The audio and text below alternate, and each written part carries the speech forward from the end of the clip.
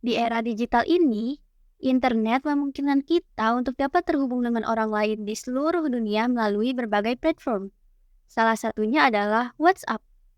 Namun, bagaimana sebenarnya proses komunikasi ini dapat terjadi? Mari kita jelajahi mekanismenya melalui lensa model OSI. Model OSI atau yang biasa disebut dengan Open System Interconnection diperkenalkan oleh ISO pada tahun 1980. Model ini menggambarkan cara komputer berkomunikasi dalam jaringan melalui 7 lapisan yang berbeda. Sebagai contoh, bayangkan seorang pengguna WhatsApp yaitu Maya yang ingin mengirim pesan kepada temannya, Rudy, di luar negeri. Bagaimana pesan dari Maya dapat sampai ke Rudy? Mari kita ikuti perjalanannya melalui setiap lapisan OSI. Pertama, pada lapisan aplikasi, Maya membuka aplikasi WhatsApp di ponselnya dan mengirim pesan kepada Rudy. Di sini, pesan teks dibuat dan siap untuk dikirim.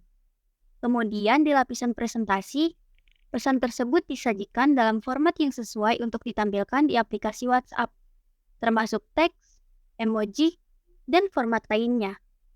Kemudian di lapisan sesi, pada lapisan ini mengelola pembuatan dan penutupan sesi komunikasi antara ponsel Maya dan server WhatsApp untuk pertukaran pesan. Setelah itu, di lapisan transportasi, pesan teks dibagi menjadi segmen kecil dan ditambahkan informasi seperti nomor port dan nomor urut untuk memastikan pesan diterima secara lengkap dan dalam urutan yang benar.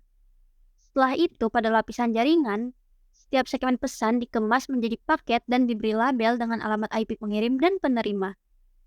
Kemudian di lapisan penghubung data, paket tersebut diubah menjadi frame yang berisi informasi pengontrolan untuk transmisi data antara ponsel Maya dan jaringan telekomunikasi.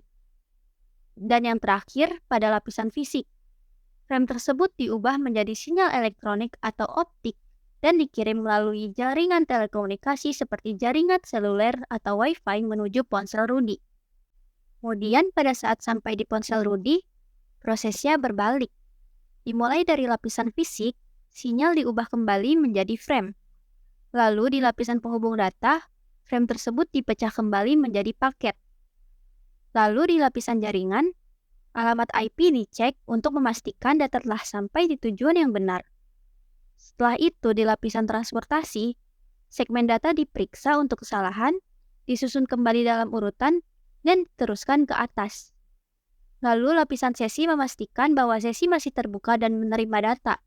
Sementara itu, lapisan presentasi mengubah format data kembali menjadi bentuk yang dapat dipahami oleh aplikasi WhatsApp.